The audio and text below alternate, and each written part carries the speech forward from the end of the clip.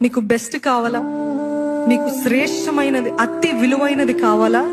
దేవుడి పైన వదిలేయండి. అది దేవా నువ్వే చూస్ చేయ, నా కొరకు నువ్వే ఎంపిక చేయి. నేను చూస్ చేసుకోవడం కాదు, నేను కోరుకోవడం కాదు, నాకు ఈ వ్యక్తి లేకపోతే నాకు ఈ ఉద్యోగం లేకపోతే నాకు ఇదే కావాలని నేను కోరుకోవడం కాదయ్యా, నీ చిత్తమే నెరవేర్చబడును గాక అని చెప్పగలిగిన స్థితి ఉందండి.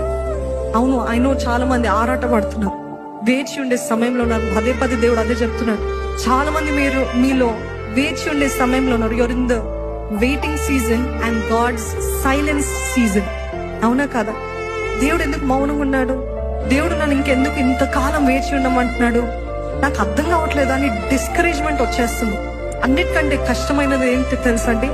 దేవుడు మౌనంగా ఉన్నప్పుడు ఆయన పైన ఆధారపడి ఉండటము కష్టము. నమ్ముతున్నారా?